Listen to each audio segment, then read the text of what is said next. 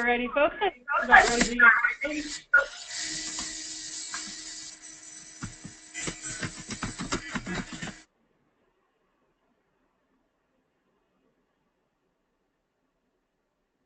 Okay, I put a couple of you on mute just because we're getting a little bit of background noise. But I will be unmuting you all once we do the Q&A section.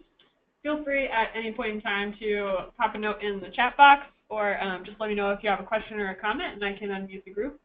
I am really excited about today's topic. We are going to be looking at our community linkage map, which is something that's been about a year of work in progress, and I personally have been really nerding out over this this tool and this work that we've done. So I'm really excited to get to share it with you all today. I want to just preface that I am not totally a data-minded person. I think data is really cool, and I'm happy that this job has given me some more exposure to learning the ins and outs of data, but this whole entire process is definitely technically probably a little bit above my complete understanding, so I'm going to do to the best of my abilities to explain how we did this all. And I have invited Lisa Angus, who joined us all for the RHNI, our presentation, where we talked data on our regional health needs inventory. And Lisa, I'm not trying to put you on the spot too much, but I'm hoping that if I say anything that offends a data-minded person, you will jump in and correct me. Alrighty. So with that, I'm going to dive on in. A number of you on the phone I know have actually participated in our community linkage mapping survey, so I hope you all remember what that was. This was last year between November and, gosh, I think between November and February, we issued a survey to all of our Leadership Council participants and then asked it be spread as widely as possible. And the survey requested information on which organizations had relationships with other organizations. So essentially we were trying to build an inventory of organizational relationships between the many different folks that make up our health system. So that survey looked like a huge long list of organizations within our system that we originally pulled the list from our Leadership Council, from organizations that had been identified or mentioned in our community strategy mapping and focus group work, as well as I spent some quality time with the 211 trying to pull as many resources and organizations out there as possible to sort of start our initial list of all of the organizations that impact health in our region. So that survey then had just a giant row of check boxes for all of those organizations, and we asked that folks on behalf of their own organization basically checked the boxes for which organizations they collaborated with. And collaboration was defined in a few ways. First of all, we looked at just general collaboration, like you know, we just have good feelings of collaboration, we work together, we share resources frequently. We also looked at referral relationships, so who is referring to and from folks, educational relationships, providing education to another organization, funds, so who was providing funds to another organization or where were you getting funds from. Then we also looked at data exchange, so which organizations were sharing data between each other. Our goal for this whole project was to end up with what's known as a network analysis map of our health system, which essentially turned into a bunch of dots and lines, and big messy dots and lines, that showed sort of a mind map of how all of the different organizations in our systems are linking up to each other. And we'd hope that what we would see in this is start to find where are the natural groupings of collaboration, and also where are there silos or maybe duplications of efforts that if we could just move or create new linkages between organizations would greatly impact the efficiency of our health system. So in the survey, we had 165 individuals completed the survey for us when they represented 112 organizations. So we actually encourage organizations to have more than one employee fill out the survey. in hopes that, just because it's rare that there's one person in an organization who has a full understanding of all of the relationships that occur, because there's so often multiple programs or departments. So the hope was that as more folks took the survey, we would get an even more comprehensive view of the relationships between different organizations. In total, 564 organizations were identified in this survey. So the last question of the survey included an option for folks to add in any other organizations that we had missed on the initial list. And then we reissued the survey halfway through with an updated list that included all of the organizations that folks had mentioned who were missed in our first go-around. So the survey grew over the course that we had administered it. And then in total, we ended up finding over 9,000 linkages within the BHT health system. So over 9,000 times that one organization shared a resource or collaborated with another organization. We did some pretty extensive demographics in the survey to try to understand, who was answering it and see how representative the work was. Unsurprisingly, the majority of the respondents were from the nonprofit sector, and the second highest was from the health sector. So the nonprofit sector was primarily those social service organizations, social determinant of health organizations, who are working throughout the region. And then our healthcare, of course, included hospitals, clinics, FQHCs, and anywhere where health services were being offered. That included behavioral health and oral health as well. And in our full technical report, we included sort of more demographic breakdown about how what different sectors of the healthcare field were represented within those responses.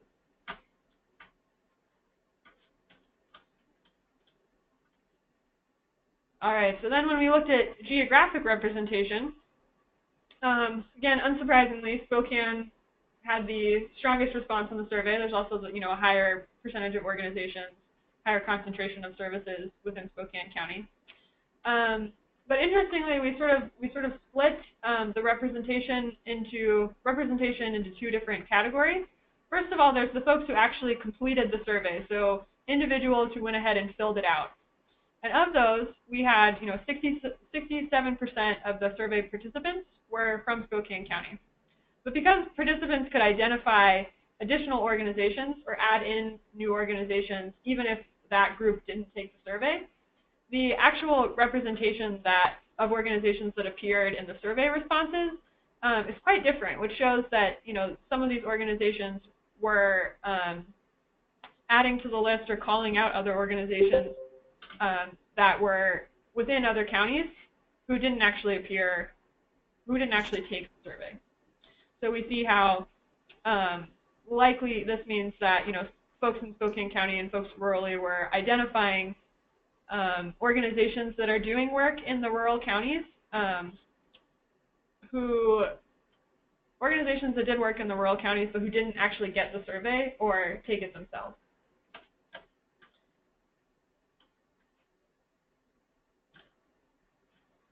All right, and here's something that I found really, really interesting in this survey. One of the questions that we asked was for organizations to say what their target population was. Now, they had the option of first identifying whether or not they served sort of all populations, their services were open to anyone.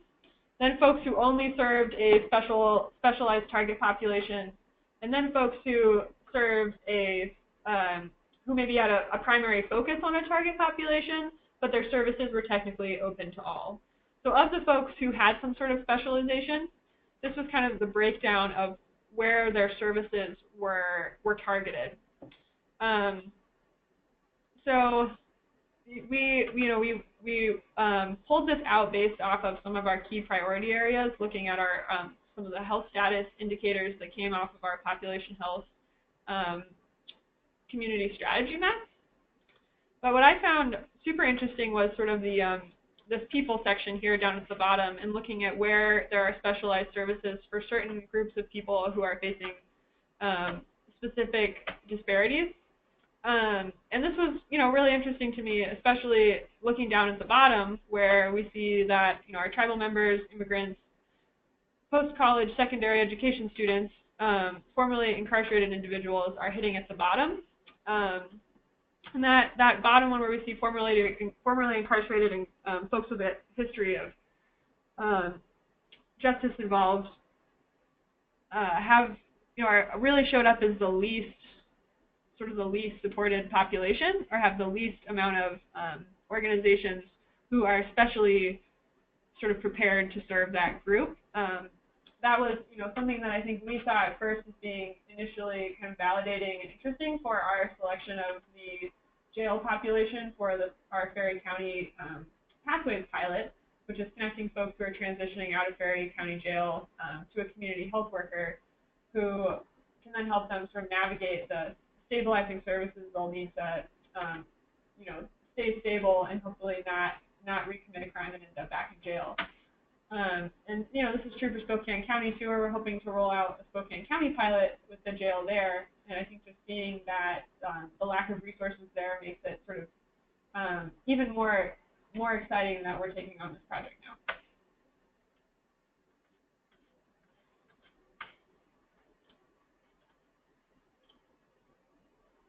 All right, so here's where it's going to start to get cool.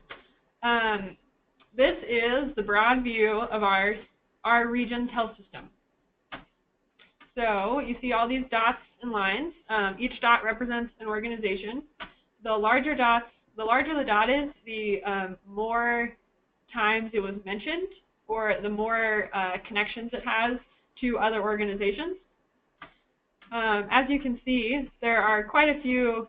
There's a lot of places where we are seeing referrals back to, the Seattle area, and also down in Whitman, and around all throughout the state, we see a lot of referrals going outside of our region too. And in fact, I haven't been able to figure out who this was, but there was one linkage that went to a dentist in Chicago. Curious about that. If any of you answered that survey, if any of you are working with a dentist in Chicago, I'd love to know why. That was our only sort of outlier on the survey response. All right, so then, and I forgot to mention this, which was so important, but this work was all pulled together by the Spokane Regional Health District and their data center. It would not have ever been possible without the awesome minds in the data center and their epidemiologists who really took ownership of this project and saw a lot of excitement in it and pulled it together.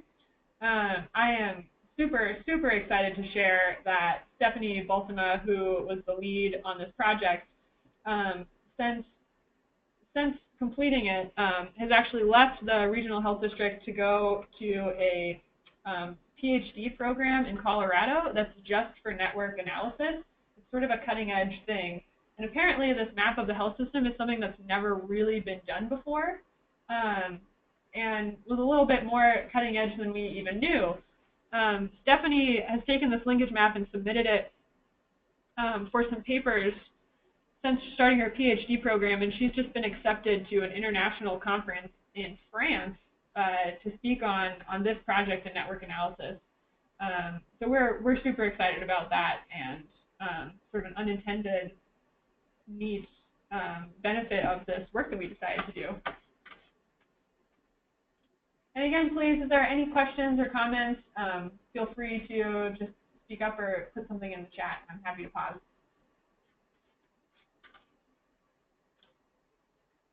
All right, so I would probably get in trouble if I didn't mention that there were some limitations to this survey.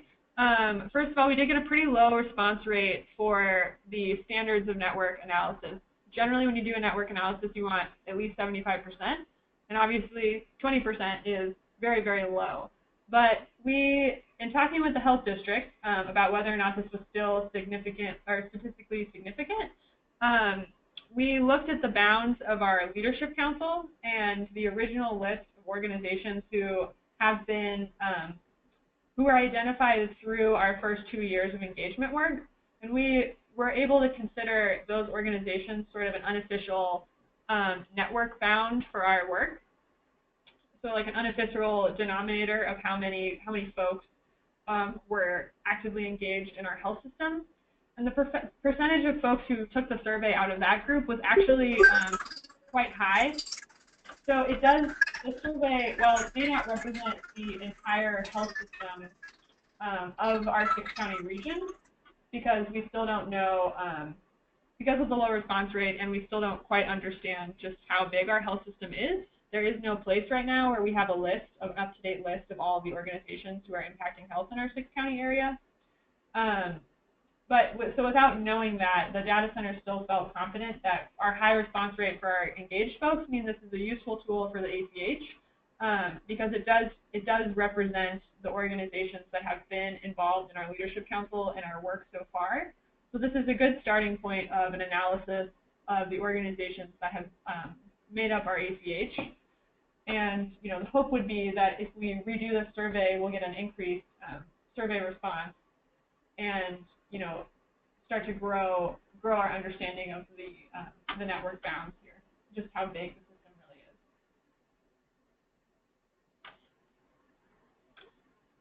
is. Oops, accidental Blake slide. Oh, I forgot to show you the coolest part. I'm all over the place today. All right, so the data center went ahead and made this fancy little picto chart presentation, which I think is fun. Make sure you guys can still see it. All right, that should be good. Just because I can't see what I'm showing you, if you are not seeing a white screen that says population and social determinants health system, can someone pop something in the chat so that I know I have the wrong slide? And now I'll keep going. All right, so this is just an overall quick look at some of the key findings from this survey. So what I was really personally hoping to see is an understanding of how well connected are we, and where are our silos? So where are we seeing concentrations of connections that are, not actually breaking down barriers? How many sort of silo groups are there within our system, if that makes sense? So their analysis found that on average, each organization in our system maintained 31 linkages with 16 other organizations. So on average, each of our organizations has about 16 other organizations that we are connecting with in a variety of ways. So it's likely that with each of those organizations, it's more than one linkage type. We probably collaborate, and we share data, and maybe we exchange some referrals. Now, overall, this represents 3% of total linkages possible. So of all of the connections that could be made between all of our organizations, we're maximizing about 3% of those possible connections. And then looking at the silos, this was so interesting to me. So their work identified 62 silos within our 6-county health system. So a silo is represented as a group of organizations that are linking to themselves, but they're not linking out to other groups. So there are 62 sort of silos of groups working within their own network and not connected back into the larger network. And then on average, and remember this is for 2016, it would take any organization about 2.3 hops to link to another organization. So if I am a social service organization and I'm trying to get a hold of a healthcare organization and that I've never talked to before, it's likely that I would need to look at 2 organizations, or ask 2 other organizations to help make that connection with me, or to really to make that linkage happen. So we each have about 2 degrees of separation with how our organizations link up.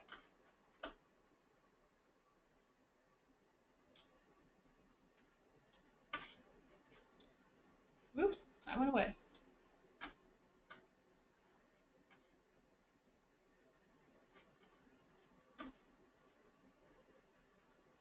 All right, and then this just quickly goes over the different types of exchanges that we looked at in this survey. I don't think it's that surprising that collaboration was the most reported linkage. It's definitely, the easiest to maintain, and this could look really like anything for organizations. So, it may be you just you share staff, you share resources, you collaborate on a project or are working together jointly in some sort of initiative or meeting. Collaboration is happening all the time in the work that we're doing. Now, when we get more specific in looking at what does collaboration actually mean, the most common type is referral, and I think that is the most concrete example of sort of a linkage where you're sending patients between each other. Data exchange is definitely less popular. We see about 5 3/4% of you guys are exchanging data between each other, and then it's also low for education and even lower for financial support. And something that the health district brought up as sort of a question is, okay, so we see a lot of collaboration, but collaboration doesn't necessarily mean referrals, data exchange, education exchange, or changing of funds. So what does collaboration really look like? Some sort of follow-up that they proposed was sort of a further definition of what's collaboration mean. All right, so then we also looked at, in our demographics section, we asked all of the organizations to sort of say if they focused on any of our key priority areas that came up in our community strategy map work. So for those of you who maybe weren't involved, this was pretty much throughout all of last year, we were heavily focused on building out community strategy maps in the form of regular focus groups around a topic area and population health and social determinants of health. These areas you see on the right-hand side of the screen here represent our target areas or strategy areas for those 2 different initiatives. So when it came to social determinants of health, community support was the most common focus for an organization. And I think that I'll just say ahead of time that community support is sort of loosely defined, and it's likely that most of you who are part of organizations that impact health are providing some sort of community support if you're an advocate or a resource or in any way some sort of connector and social support for your people. And then we see, education, food, housing, income stability. Transportation was the lowest. We seem to have the least focus, or at least the least representation around transportation services. With population health, we saw the highest percentage of people focused around ACEs. Now, of course, that could be a lot of different. That can mean a lot of different things. With adverse childhood experience, that could be people focusing on childhood wellness, disrupting trauma, crisis intervention. I think there's a lot of different ways ACEs could look. And then we see, next in representation were diabetes, oral health, immunizations, unintended pregnancies. Then we have a pretty big drop for triangulum substances, which include e-cigarettes, tobacco, and marijuana. And then the lowest amount of focus was around asthma.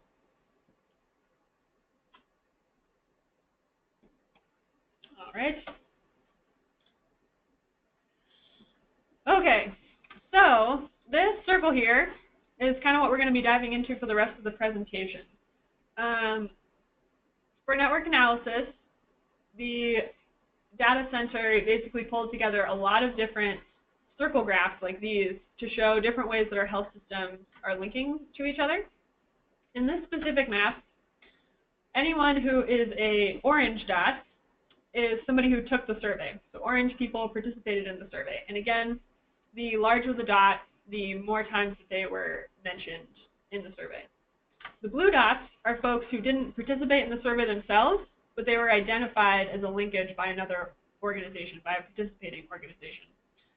So as you can see, we the survey participants identified significantly more organizations than actually took the survey or were invited to take the survey originally, which just shows the health system is much bigger and more expansive than any one individual really knows.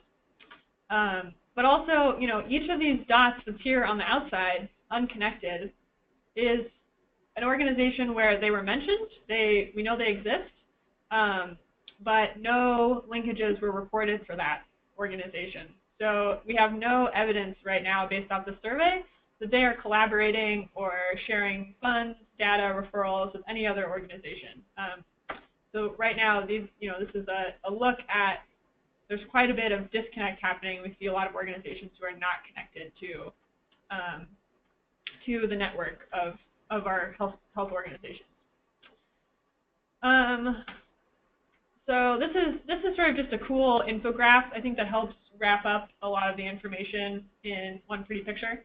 And in the materials section of the webinar, we have both a PDF to this sort of infographic report, a PDF to the list of complete findings, which I'll warn you is 156 pages, so it's a very technical report. Then we have a Word document for a 11-page sort of synthesized report of findings. As we move into the next section of this presentation, I might suggest that folks open up the 156-page technical report, which doesn't sound fun. I apologize if that's daunting, but the really useful thing that this survey has, I'm going to roll it on over here so it's on your screen, is the list and the index of all of the organizations that participated in the health system survey. So each organization that participated, just need one of those, has a number associated with it. And as we go through some more of the images on this slide, the organizations aren't actually called out because it's too small. It's like it was too messy to try to get their whole names in there. They're just listed by name. So if as we go through this presentation, you're interested in figuring out which organization is actually on the map, you'll need to open up this this sort of index here and look for which number is which organization. And I would just say if you're at all a little bit data nerd inclined, this is actually a really fun report to look through and see all the findings. So, pour yourself a cup of coffee and give yourself 20 minutes to immerse yourself in the craziness of our health system and its many linkages.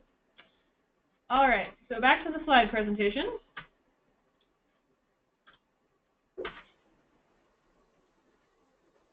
All right, the first thing I want to look at is sort of a breakdown of our findings by county. So here we have the BHT 6-county region. As you can see, we've got a really high, like in the middle, there's a concentration of the folks who are collaborating where there are a lot of linkages. You see some numbers like 184, 408, 376. Those numbers are larger because they had a higher, they had more connections. An interesting note, which I think adds to the sort of, we recognize that this isn't entirely representative because we didn't have, our survey response rates don't really match every organization that's in the system. But I just kind of thought this was funny to me because here you might notice there's this this concentration of organizations that's sort of just right off of the center in between the outskirt organizations who aren't connected. And they're all tying back to one number there that I can't even read what the number is because it's too small on my screen, but I happen to know that that is Empire Health Foundation. So, here's one of those things you learn when you're administering your first network analysis survey.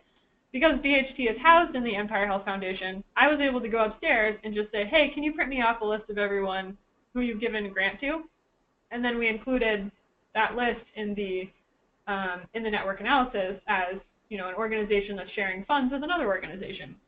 Now, that list was huge, and so it, kind of disproportionately showed up as a huge, like its own little cloud of linkages. So here we have the cloud of organizations that have been granted to by Empire Health Foundation.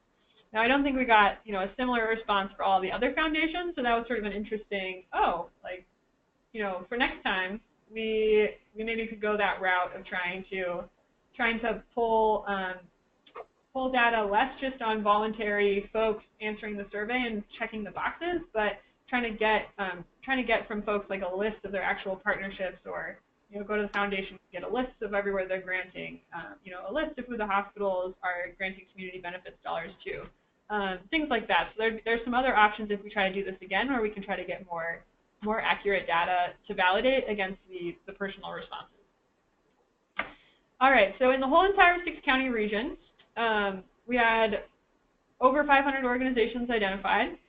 Again, over 9,000 linkages. That's pretty strong. But 1 in 10 organizations had no identified linkages at all. So those are the folks who are sitting here on the outside of our circle. Across the whole 6 counties, we've got an average of 31 linkages. And you know, there's a 40% chance that an organization, that if I'm working at an organization, that the partners that I have are also linked to each other. So if I'm Catholic Charities and I work with Volunteers of America, and I also work with Empire Health Foundation, there's a 40% chance that Volunteers of America and Empire Health Foundation are also working together. Totally made that up. I know that they're all working together anyways. All right, so then we move into Adams and Lincoln County. Now, for the purpose of the network sort of bounds, and to make sure that we didn't have data that was so small, we combined Adams and Lincoln County, and then combined the 3 Northeast Tri-counties as sort of our network for this, for these areas. Otherwise, if we had just done Adams or just done Lincoln, our response rate was so low it wouldn't have been a super usable map. So in these 2 counties, we have 57 organizations identified. 31 organizations are maintaining 93 relevant linkages, which is actually like a pretty huge for such a small number of organizations. And there are 26 who have no reported linkages at all. The health and education sectors were the most active sectors in this county, which matches with, you know, I remember being at some early focus groups on education in some rural counties and just being told over and over again, like, schools and education are the heart of rural towns. Like, you know, schools are where they're the gathering center. You know, we really rely on our education department as sort of this main gathering place for our community. So it didn't surprise me too much that, you know, the education sector was so active in this area. But here there's only a 12% chance of organizations' partners being linked, as opposed to a 40% chance for the whole region. All right, so then looking in the Northeast Tri, we had a higher number of organizations, about 120 organizations, participants. Then 92 of those maintained 401 community linkages. We had 27 with no linkages reported. And it takes an average, there's an average of 5 linkages with 3 to 4 other tri-county organizations. So on average, there's sort of a core group of tri-county organizations who are linking with other organizations. Now, you know, we looked at who was sort of identified as being critical in the system based off who had, you know, who were the key holders of linkages, like who had the, you know, either more linkages or sort of crucial connectors between different silos. And for the Northeast Tri, that looks like Rural Resources, the Health District, Ferry County Hospital, Newlands Counseling Center. So, you know, which again, this is validating for the BHT work, because we're like, whew, those are all people who have been actively engaged and who are talking with. So it's helping us see that we have some of the critical players, as reported by all the partners in the region, you know, engaged in this work. All right, so then in Spokane County, we have so many more organizations. We've got a lot more identified and way more community linkages maintained. So we've got about 3,500 organizations or linkages being maintained throughout our system. Now again, there's almost 80 who have no reported linkages, who don't seem to be connected to the larger system. And one other thing is only of the core of organizations that are linked together, only a small portion of the possible linkages exist. So it seems like we have a core group of folks who are really linking with each other, and they're working with each other regularly. But for those folks who are on the outside of the circle, there don't seem to be as many opportunities for them to link in. So we see the same core group of people linking with each other, and not necessarily linking with folks outside of their traditional silo as much.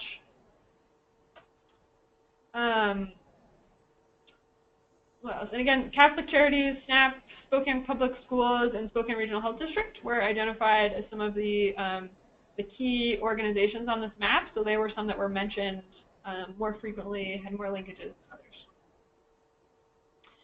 All right, so then for our tribal, looking at tribal health systems, 21 organizations were identified as being part of the tribal health system. There were 4 tribal organizations that had no linkages reported. But really this was the most densely linked system in the region. So this had the highest percentage of possible linkages maximized. And then the Native Project was really viewed as critical to the system. They had 2 times more linkages than any other within the tribal health system, which I think, again, makes sense as a sort of a linking back to Spokane as the urban center. But definitely interesting information. And we had a 36% chance that tribal organizations were linked. All right, then if we look at the whole entire region, for organizations that say that they work regionally, they're not focused in just one county, but they serve the whole region. We've got 72 organizations maintaining 450 linkages, with 23 reporting no connection at all.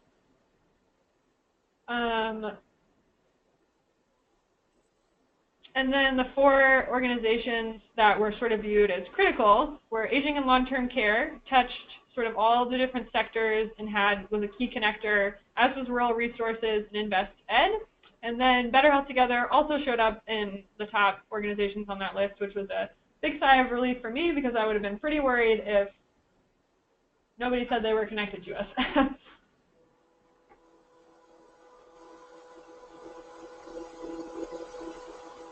All right, so then we can take a look at the breakdown by different sector to see how our sectors communicating and working with each other.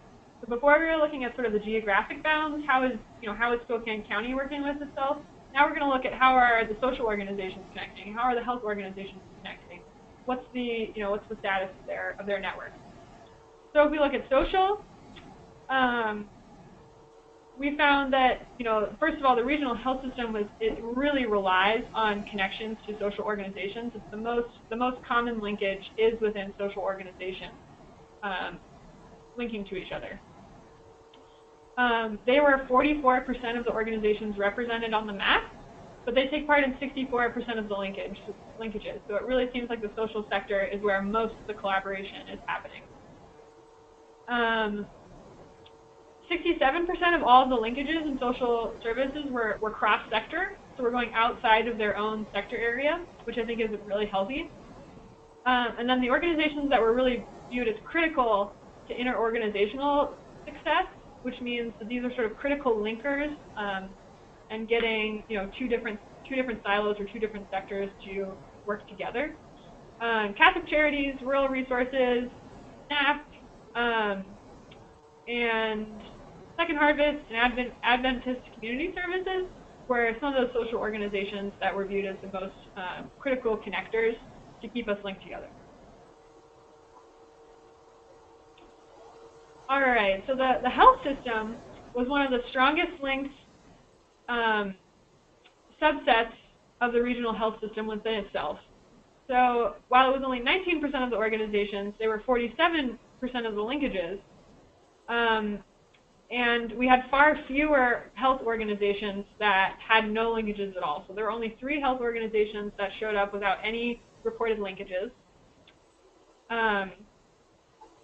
But for the most part, we see that the health system is actually pretty strong in how it's connecting to itself, so how one health organization is connecting to another health organization. However, we didn't see them going outside of their silo quite as often as the social service sector did. Okay, then looking at the public sector, which includes, government, county services, city services. This was the 3rd most commonly linked sector. We had almost 50 to 49 organizations, no reported linkages. I think I could see how some of these services, you know, like some county-based services are sort of operated in a silo or sort of an as-needed basis. And I think there's opportunity to connect some of those county services into the health system a little bit more. And you know, we've seen that in interest in the transformation projects around like transitions and diversions are going to look at connecting to the criminal justice system. We'll look at connecting to emergency systems and you know, ambulance, fire department, and whatnot. So this was sort of, you know, our hope was to look at how that sector is connected with sort of the health organizations. But you know, we did see that there were quite a few there was a high percentage of cross-sector linkages where they happened for this sector. But primarily, it was all services in Spokane County that were showed as sort of the most crucial. I think it's likely that the Spokane County public sector is more, you know, more robust and has sort of a more there's just a higher concentration of connections for within Spokane County, just because the population and the volume is so high.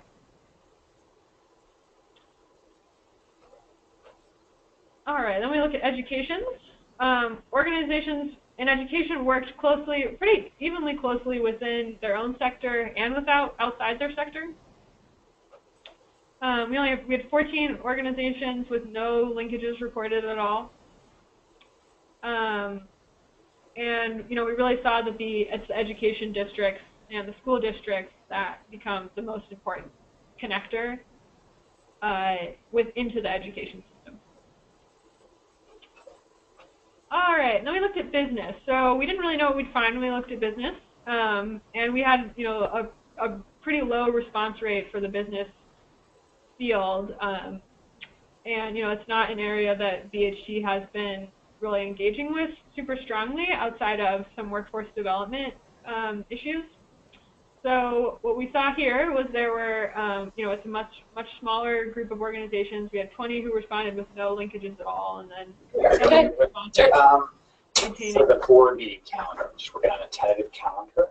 In April, mute somebody really quick. Let me make sure. I don't know. I'm trying to get something. Well, I'm not sure if I was muted. Oh, sorry. Just a second. Let me just. There we go. All right.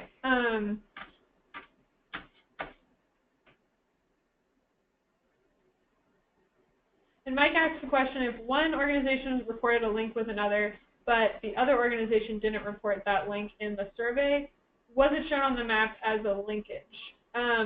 It's hard to tell on this image because just it's on a PowerPoint.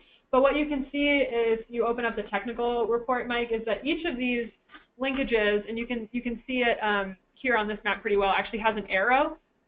So it'll always identify which direction the linkage was shown. So no, it might not always mean that the linkage was bidirectional. If there is an arrow on it, it'll show that it was a one-directional linkage going from, in this case, it's whatever organization is 283 to whatever organization is 276.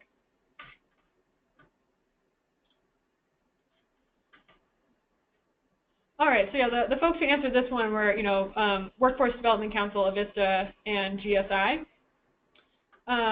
But, you know, we didn't actually see a whole lot of linking happening from those groups into the health system itself, or the health sectors.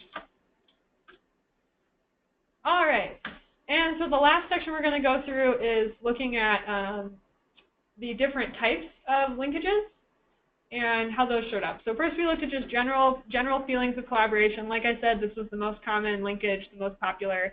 And you can see on the map, you know, pretty highly concentrated. You know, most organizations have some level of collaboration somewhere. So the majority of participating organizations were from the social sector, and they're really creating the majority of those linkages. And collaboration was over half of the linkages linkage types. And in total, 73% of the organizations who answered had some sort of collaboration happening with another organization. We as a region are we're pretty likely to collaborate in groups. So we have a 42% chance, there's a 42% chance that my organization's partners are also collaborating with each other outside of their work with me. And the organizations that we saw as critical included Catholic Charities, Spokane Regional Health District, Spokane Public Schools, Aging and Long-Term Care, ESD 101, Rural Resources, and Invest Ed. And I'll say, Invest Ed, interestingly, that was one of the ones that had not been on our radar. It just hadn't come up in a lot of conversations. And then it was presented as one of the most important or most common connectors for the education sector, which prompted us to go out and do some research and look into Invest Ed and try to get connections. So that was one place where, we were actually surprised by the map. It did show us something that we didn't expect. It gave us an opportunity to reach out. Okay, looking at referrals, this is the second most common linkage type. The majority of referrals were from the social sector, 40%, and 25% of them were from the health sector. On average, it's 13 referral linkages with 8 other organizations. So on average, each of us who operate referrals are linking with 8 other organizations. This was pretty well connected. And then when we looked at the organizations that were critical to the referral system, there was sort of some diversity in there, because we have both Spokane County Detention Services, which, that makes a lot of sense. It's a place that would be doing very common referrals. Rural Resources, Community Action, and Community Living, which I think we've already seen as a key resource and a key connector for the Northeast Tri-County area, so it makes sense that they're getting a high concentration of those referrals for our whole system. And then also Molina came up. I think that was the only place where an MCO was kind of identified as one of the top players. And then Catholic Charities and Invest Ed once again. All right, looking at data exchange, this is where we get a lot more, I'd say a lot more siloed. So you can see in this graphic here how this one starts to get a lot more spread out. It's less concentrated towards the middle because we don't have as many groups sharing data with each other. So we start to see sort of more silos appearing where you have these little offshoots of groups working together but not maybe connected back to the whole system. Each organization has an average of 3 data exchange linkages with 2 other organizations. And these clusters are very, very tight. So it's not 11 organizations were receiving over half of the data linkages sent. So it's not really expanding to the whole network or the whole region. We're really seeing that this data sharing is very concentrated. And those organizations include the Spokane Regional Health District, Spokane Public Schools, Catholic Charities, United Way. The Spokane County Library District showed up there. And then Indian Health Services is another of the most common referrals for data exchanges. Alrighty. And I just see I have another question in the chat. Let me open that. Were you able to form any insights as to the organizations that are not linked and any reasons why? That is a really good question. And that's something that I am sort of holding on to as a potential follow-up for this work. And at the end of the webinar, I actually kind of want to sort of do a call out and ask if any of you have ideas for how we could use this work or sort of follow-ups on where we could do more research. And I think that's a really great suggestion.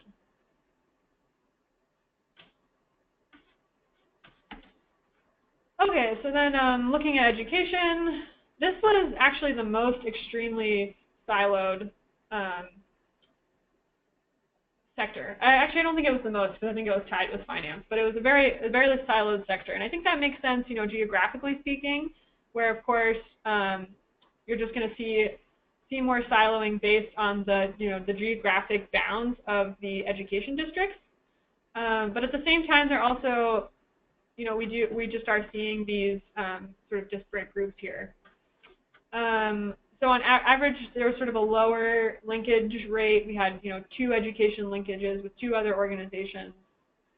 And, the main core of organizations they're sharing education to one another, but they're not really going. It doesn't seem to expand past just 2, around 2 or a very low level number of organizations. So we don't see like a high concentration of groups who are really actively providing education to diverse sets of organizations. It's more like people seem to know who they're getting education from for which subjects, and those people are being tapped pretty regularly. So Spokane County Library District was one of the most important linkages for providing education. And then we looked at Fostering Washington, Leadership Spokane, Mobius, the Northwest Rural Health Network, and Spokane County United Way are all sort of our top education providers who are,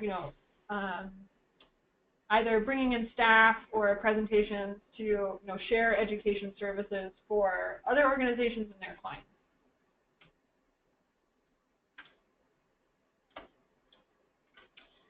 All right, then we looked at financial support. Again, that's equally as siloed as educational support. I'll remind you that this funny little eyeball circle here is Empire Health Foundation and its list of grantees. And, I think if we had a similar list from some of the other large grantors and, fund flowers in the region, that we would see more of this sort of kind of eyeball style grouping. But also, we would expect that a lot of those organizations may have received grants from other places. It would have been interesting next year or next time if we do this to try to get, a better list or a better understanding of this funds flow to see where folks are really drawing the majority of their financial support from. So this is the least common linkage type of all of them. It was just 3% of the linkages, so we're not seeing a huge amount of financial flow compared to the other types of collaboration. Again, the social sector was the primary linkage type, so I think that makes sense because we would expect that the social and nonprofit sectors are who would be requesting grant funding or who would be seeking financial support. And then health sectors were the next biggest majority of these participating linkages. It's really on average just a 1-to-1 linkage, so chances are on average we have 1 financial support linkage with 1 other organization. And my hunch, based off of just being out in the community and having talked to folks, is that this is quite underrepresented because I hear from so many people, so many organizations who are juggling multiple grants from multiple sources. So I think this is one area that could, if done again, probably need some expanded methodology to really figure out how we can get a comprehensive list of where financial support is coming from. And again, Empire Health Foundation was critical, but largely because they were represented on a much higher scale than some of the other funders. And then with Catholic Charities, STCU, so that's one place where the business community showed up as a strong linkage connection. And then the Inland Northwest Community Foundation, Rotary Club, and Kalispell Tribe also showed up as folks who were moving funds out. All right, so that is our quick overview of sort of some of the key findings. Those were very heavy data slides, and they're available in the materials section of this of the webinar box if you'd like to download those slides and get a better look at them and sort of the key stats on them. But then the other thing that we have is the data center went ahead and put all of the information from these maps into a GIS map. So we have a actual map that is explorable to start to see where those linkages actually happen. So give me a second to get it all loaded up, and then we can play around with it. The link, I will go ahead and drop in the, oh, you can't copy a link when you're in a presentation. There's a fun fact for the day. I'm going to drop this in the chat box, so if any of you are on your computer, you can go ahead and open up the map if you'd like to play around.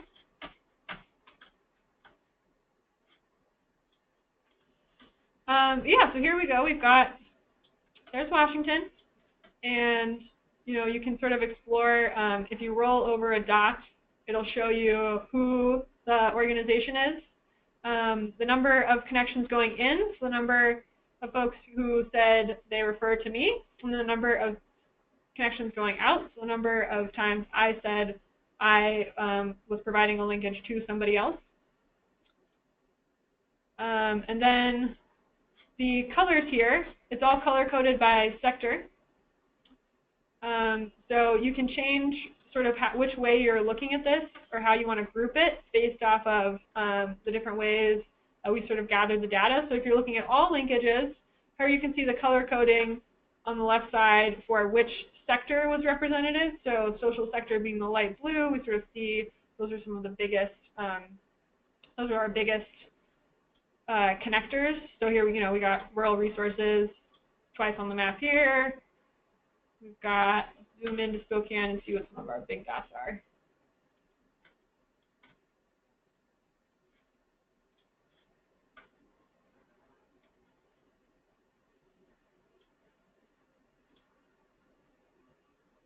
There's SNAP, the big dot, Adventist Community Services. Who we got over here? Central Valley School District. Yeah, so it's like sort of a neat way to start to see where collaboration is happening. So then here you can go down and it will just separate the linkages just by type. So by clicking any of these numbered boxes, we can look at just the data exchange linkages on the map and see where data is being exchanged. All right, just for fun, let's roll over here and see who this is.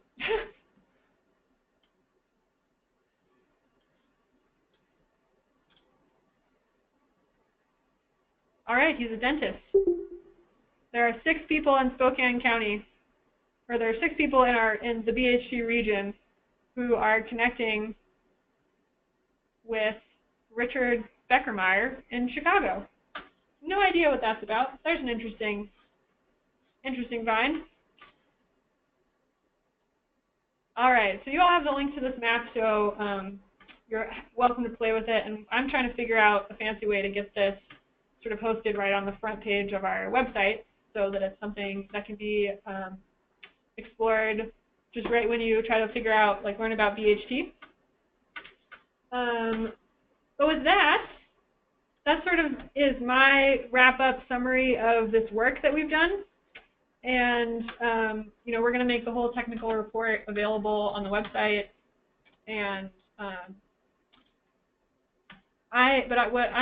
first of all, just want to see if anyone has any questions about the work, about, everything that I just shared. And then I'm also curious if folks have any sort of responses or ideas for how we could use this map, how it will be useful. I think, we're looking at synthesizing sort of a list of our key, who the key connectors are, so that we can make sure as transformation collaboratives who are going to launch in November to start planning this work, they can use that data as sort of a starting point for if we want to look at how to break down a silo, so get collaboration happening outside of where it's sort of currently occurring. Who could we make those connections to have the greatest impact?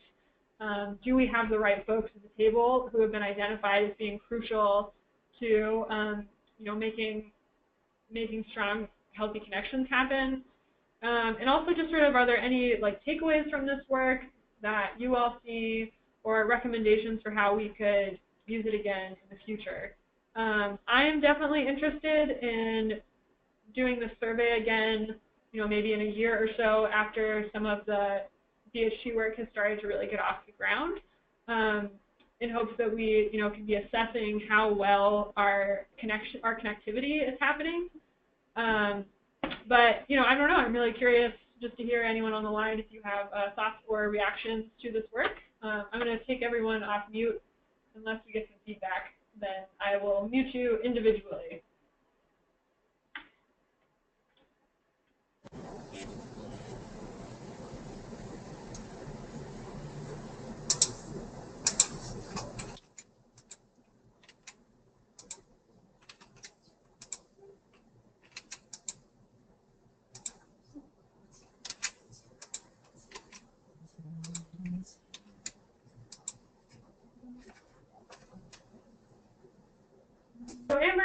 and InvestEd was somewhat of a surprise, and were there other surprises that we wanted to explore more?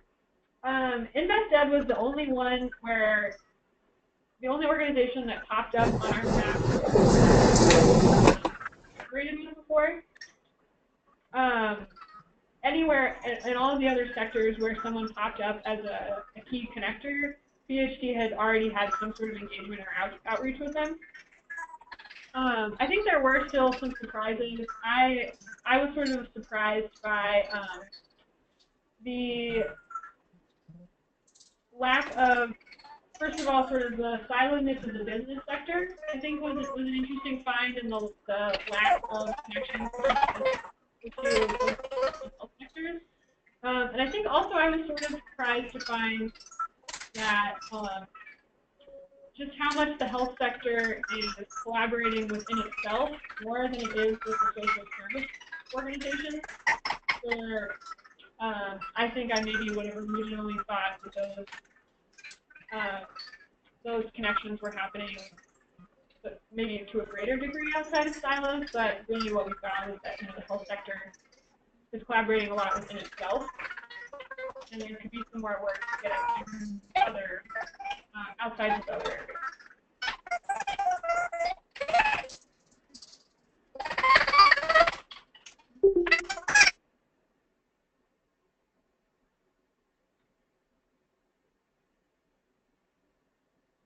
And one other thing that I'll add is we are hoping to, maybe early next spring, I am interested in inviting Stephanie Boltema, who is the one who is going to be presenting on this in France, to see if I can convince her to come back home for a little bit and walk us through this and do, she has some experience doing like a data walk where we walk through this with the folks who participated in the survey and kind of explore more some of the findings and maybe potential for how to use this map.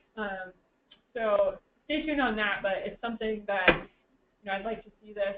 I think this could be a really interesting community tool.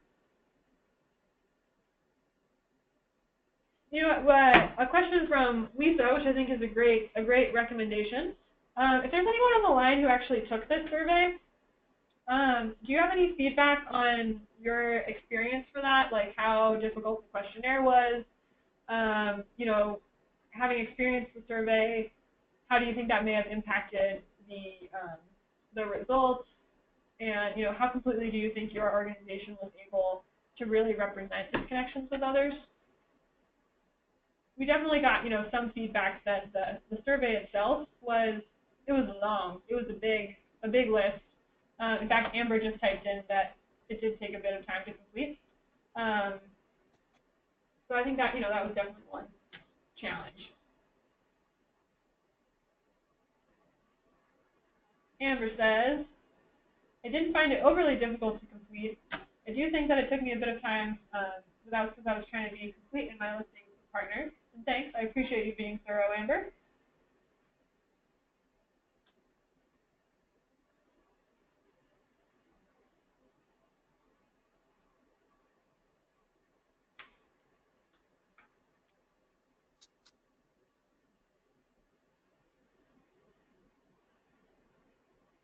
Yeah, and there's another Joy saying that there's a good chance we didn't capture all of the linkages due to time constraints, which was definitely one of the recommendations from the health district was that if we do this again, we'd want to maybe spend a little more time looking at where else we could get this data so that we could validate it against just the participatory responses. Like that idea of gathering granting lists that I was saying, or could we validate this against? I don't even know. Like it's hard. This sort of mapping is so new. It hasn't really been done. It's hard to say like where we can access the list of current relationships. But if we could start to brainstorm sort of proxy ways to get that, we could see closer to how sort of valid this is.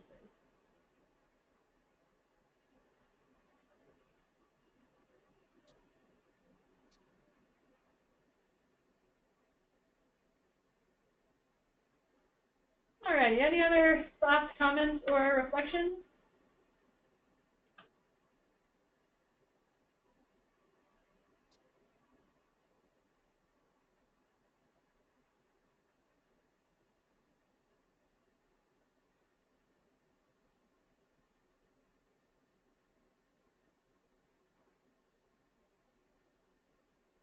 Alrighty, well, if not, I'm happy to close this out early. I hope this was, interesting and useful to you all. I want to, continue to see how we can bring these findings into our work. And I hope that you all, get some time to play with the map and maybe glance through the technical report, because there are some really interesting findings in there, especially for all of you who actually took the survey. I think if you go in and look through some of the maps and findings from your sector, there might be some surprises in there. And if anyone has any ongoing questions or interest in this work, feel free to shoot me an email or let me know. Just Hadley, Hadley, at Better Health Together. This was sort of my first foray into major data analysis, and I have to say I'm kind of hooked. It was a lot of fun. So if anyone wants to nerd out on community linkage, you just let me know, and hopefully we'll be seeing more of this work either next spring when we do sort of a deep dive into it, and maybe even next winter if we decide to run the survey again. With that, thanks all for joining us once again.